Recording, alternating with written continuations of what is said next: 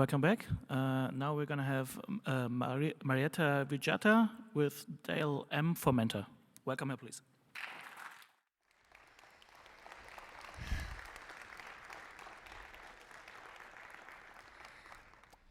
Hi, thank you all for coming.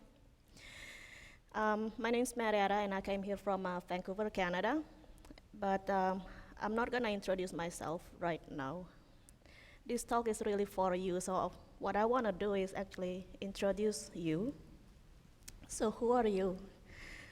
What are you doing here at a tech conference? This building is full of people, 3,000 people, all committed to spend their weekend at a tech conference. I think you're all really awesome. And I know why you're here. You're on a mission. You want to improve yourself, take on new challenges, leveling up your skills. You're really awesome. So thank you again, and thank you for choosing to come here. In the course of completing your mission, you will come across some roadblocks. It's not always going to be easy, it's not always going to be smooth sailing. There will be bumps. There will be times when you get stuck, unable to continue. When you see that roadblock, what are you going to do about it? What can you do? You're gonna start asking yourself just how much effort you want to put into it. Just how badly do you want to complete your mission? And depending on your answer, there are two options you can take. There's one option that's really, really easy and takes very little effort. You could just give up. End of story. Just say no, I'm done. I don't want to do this anymore. Turn around, go back to your comfort zone, move on, do something else. Takes very little effort to give up, and it's an option always available to you at any stage of your journey. And it's easy to come up with excuses to justify giving up. Could be telling yourself, at least I tried. It's okay to give up now. It's not gonna work out. Maybe you think that you're not meant to do this. It's not really worth doing. Time to move on. The thing about excuses, they're invalid. They are invalid, they're errors. When you make excuses, you could be making a mistake. So I hope you don't choose to give up, not until you try this other option. You've got to reach out. Find someone who can help you and guide you through it. And it's going to take a lot of effort and time just to find the right person. Because what if you're new? You don't know. You're new to programming or new to Python, new to the community. Do you even know who to reach out to? Can you trust their advice? Or maybe you know who, you can trust them, but maybe they say no. They got other priorities, can't help you. There are a lot of uncertainties when you have to rely on someone else. But this is what you're going to have to do in order to move forward and complete your goal. And you can come up with excuses for not wanting to get help. Maybe you think your questions are stupid. You're gonna look stupid for asking those questions. You don't want to let the whole world know that you're stuck. They're gonna realize you're not that good. So maybe it's just a stupid question, it's not worth asking, right? But there is no such thing ask stupid questions. There is no such thing. You can't figure out how to set up local environment, that's not stupid. You don't know what a decorator is, that's not stupid. Don't know how to do Git rebase, not stupid. These are valid questions. There are others who have the same questions. What's real? There are people out there who wants to make you feel stupid. There are negative members of the community, trolls, mansplainers. They exist, they're toxic, and when you're getting mocked, you've been trolled, gotta disengage and leave, find a different community. The mentor you're looking for knows better than to hang around in the community that tolerates them. It is hard finding a mentor that will not judge you. You never know who it is going to be. They're almost invisible. They walk among us. They just don't always walk around wearing name tags saying, I'm a mentor. It's not in their business card, it's not in their job title. How can you reach out to them if you don't know who they are? You're gonna have to find the right community first. And it's going to take a lot of effort. Only you knows which community is right for you. You might have to try several different communities before you find the right one. One where you can feel safe asking those questions without feeling to be judged. Not able to find a mentor is not the only excuse for not wanting to get help. Maybe you think that only newbies should get help, but if you don't consider yourself a newbie anymore, maybe you start thinking that, shouldn't I know all of this by now? I should be able to help myself. I don't need help, right? Not true. It's still okay to ask for help even when you're no longer a newbie. Nobody's really perfect. Nobody really knows everything. Everybody needs help. What's more likely to happen is that you've become an expert in certain domain. Maybe you want to pick up new skill, learning about a new library you've never heard of, or you want to transition from one role to another, from programmer to designer to manager. You're gonna be a newbie all over again. You will need help. Reach out when you need to. Maybe you don't want to reach out because you think it's going to be a waste of people's time.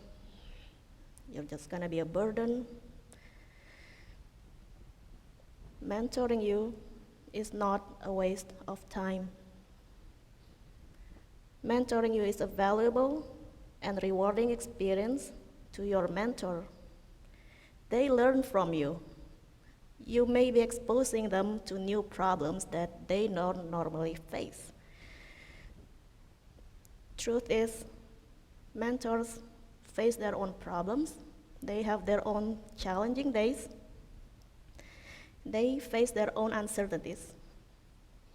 So when you come to them with a problem in their area of their expertise, something they actually know how to solve, something they have the answer for, it's nice for them.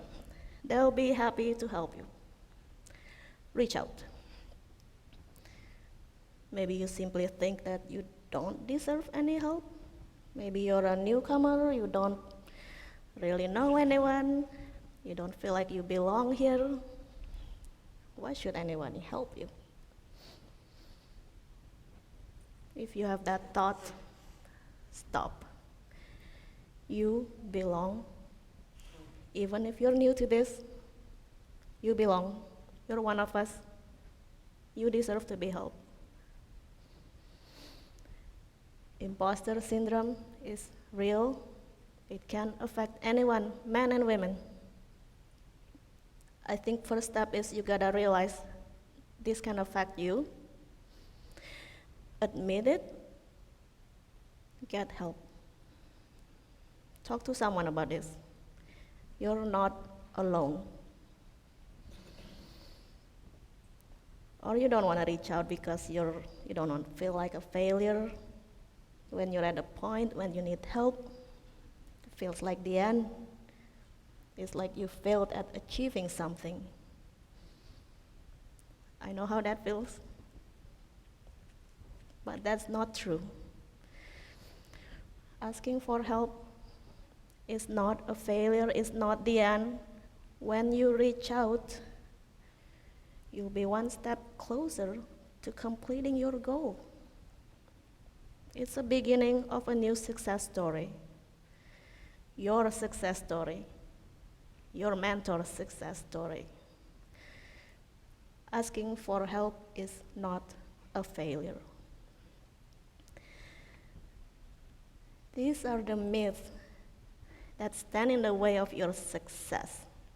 They delay and prevent you from reaching out. Don't believe in them. Reach out. Find a mentor to help you. And you have to be the one initiating this. You have to be the one who go out there and tell them what it is you're trying to accomplish. And if you're in the right community, someone will answer. So, which community? And I know what this talk is called. It's called Dial M for Mentor, but you can actually dial M on your phone and hope to be connected to the mentor. That doesn't work. You know, PyLadies is the one community where I've always feel safe. That's my safe space. Global Mentorship Network, helping women to become active members of Python community. I hope there is one where you live, and if there is not, start one or join us on Slack. I've also have great experience with local Python user groups. I've been to the one in Vancouver and Seattle. Both are awesome. If you don't yet know the community, you have to go there. You have to get to know them somehow. So local Python user groups are a great place. And again, if there's not one in where you live and you've been wishing for one, start one. You'll be helping the community, you'll be helping those around you. And maintainers of open source projects, they're mentors too, whether they like it or not, whether they acknowledge it or not. One of their roles is to mentor, onboard newcomers, new contributors. They're not service providers implementing the features you want for free. They're not tech support people debugging your problems, fixing your bugs. No. They're your mentors. If you want to get started contributing to open source, if you need help with the library they wrote, they're the one who can help you. Luckily for us in Python, there is no shortage of them. Even in this room, there are a number of them here. You might be sitting next to them and not even knowing it. Be sure to say hi. And if you're interested to contribute to CPython, there are mentors. There is a Python mentorship. Go to the pythonmentors.com. There is a link to core mentorship mailing list. Sign up. That's where you can ask questions about how to contribute to CPython. But it's important to know that finding a mentor is just the beginning of a new journey. Realize that you're not gonna reach your goal just because you have a mentor. There's still a lot of work you need to do on your own. Mentorships takes time to build. It's a new relationship. It's teamwork. It's going to require commitment and effort from both you and your mentor. Give the respect they deserve. I've said that it's not a waste of time helping you, but you should still respect their time. It's not always going to work out if you don't think it's working for whatever reason. You don't agree, you don't think they've been available enough. It's fine. Say thanks and go find another mentor. Do this all over again, but don't give up. Realize that they do have personal life, other commitments, probably mentoring others. Don't be too entitled. You can't always expect them to always be available 24/7. You can't always expect an immediate answer. You can't expect immediate success. There are a lot of work you need to do on your own. It's your own story, your own journey. It's your own mission that you're trying to accomplish, not your mentors. Your mentors are there just to support you. They'll help you, guide you into the right direction, but they're just a passenger. You're the driver all along. It's still your responsibility to follow through to accomplish your mission. You get to decide which advice you want to take. You get to decide how fast or slow you want to go about this. You're the one in control of your own success story. Gotta take credit for your own work. Don't let anyone tell you you're successful because you're lucky or because you got help. That's not true. When you're successful, it's because you yourself put a lot more effort into this than your mentor. Not luck, not just because you got help.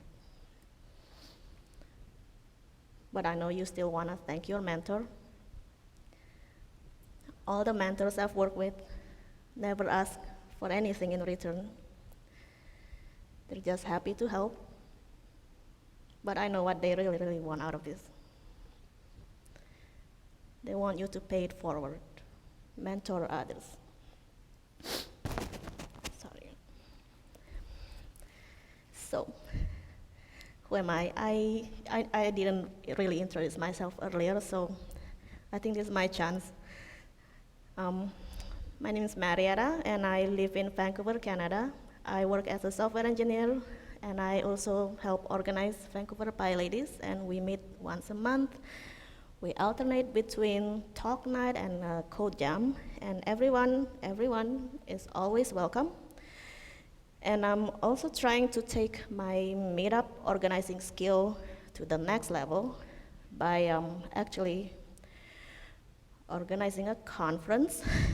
So PyCascades is a new regional Python conference in the Pacific Northwest, and the first one is coming to Vancouver in January, and you're all invited. And somehow I have free time, so I contribute to Python. And I'm a newbie at this. It's something I just started last summer. I made my first pull request to python.org in August, and got the first batch accepted to see Python in September. But last summer was not when my journey really started. It started a year before that. So 2 years ago, I became interested in contributing, and I thought it was going to be easy. I mean, I know how to write Python code. I know source control. I should be able to contribute to open source. So I spent like 30 minutes reading the dev guide, tried to compile Python from source, got some really strange error message, the kind I've never seen before in my life. Had no idea what to do about it. So I did what I thought the only option I have at the time. I gave up. That's how easy it was. I believe if I couldn't figure it out, maybe I shouldn't be contributing to Python. I didn't want to be the one who broke Python, so maybe I shouldn't do that. I really believe I wasn't meant to do it. I'm just gonna have lots of stupid questions.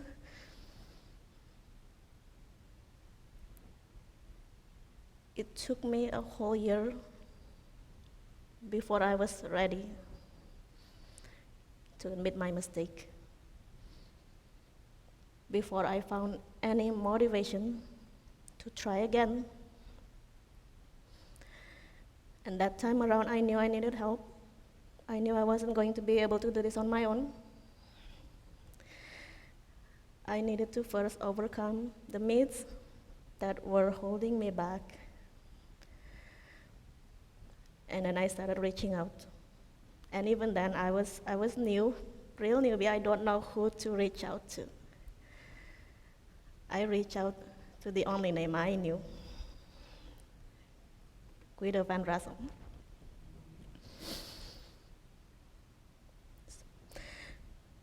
He's been my mentor for the last year, and through the community, I also get to meet with another senior core developer, Raymond Hettinger. I met him at PyCon Canada last year, and it was due to the generous financial aid program from PyCon Canada.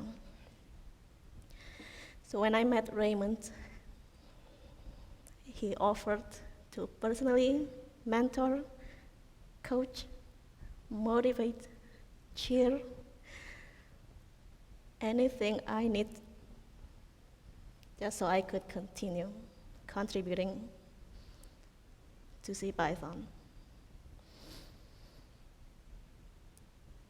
I don't think I could do any of this if I did not reach out in the first place. In fact, there was a time when I wanted to give up the second time. But knowing that they will both have my back is what really kept me going. You know, Python is 20 years old, more than that. It's been an open source project from the very beginning. Everyone has always been welcome to contribute. Yet for the first 20 years, all of the core developers, those with commit privilege to Python, have been men. Somehow in this community that's supposed to be open, there is a barrier there.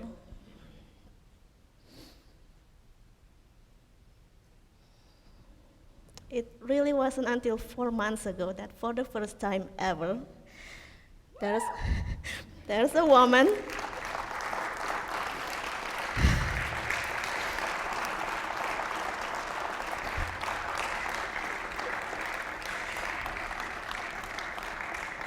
woman who became a Python core developer and earned that commit privilege. And Brad Cannon got the honor of documenting it in the dev guide.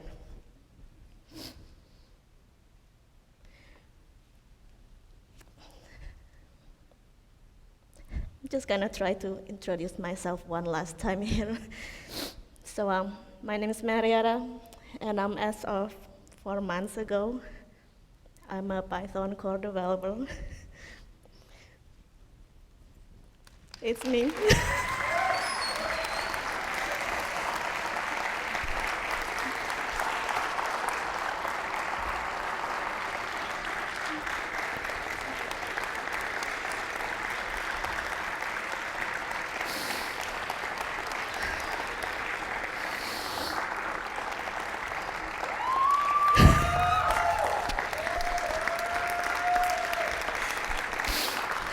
Thank you.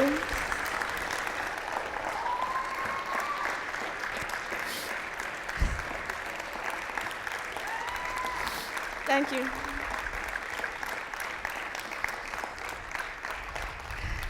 All right. Thank you. I will take the first question from a woman.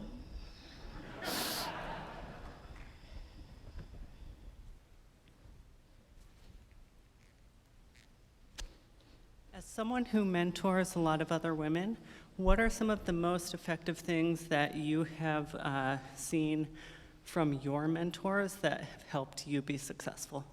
One of the things that really work with me is that just every couple weeks, touch base, check with your mentee. Sometimes your mentee doesn't, maybe they don't want to reach out to you, but I think as a mentor, you have that power. You get to motivate them and just check with them once in a while. Thank you.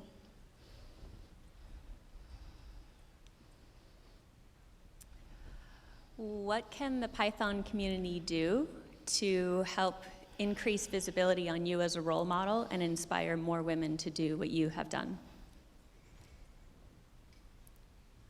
I think one thing that the community has really helped me is those support financial aids for me to be able to travel, because I really wouldn't be able to do that. Being able to travel and speak here with support of the community. There are financial aid specifically for members of underrepresented group. Those have been really helpful, and I hope there are more of that.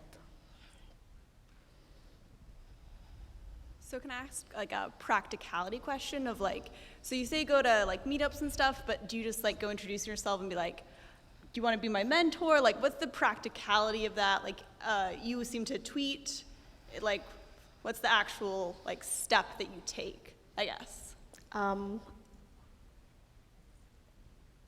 You've got to ask them somehow. Like, first you got to identify someone who you think can help you, and reach out to them, and hopefully they'll provide a private conversation just between you, that it doesn't have to be happening in public IRC channels. You got to reach out somehow.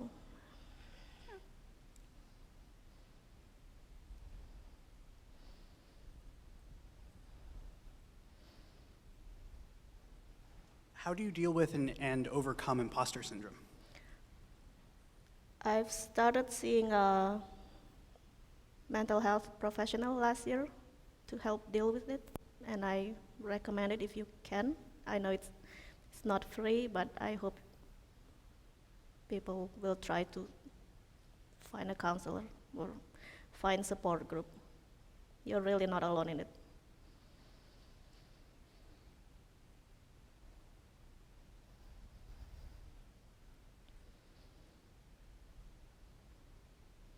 Okay, if there are no more questions, let's thank the speaker heartily again.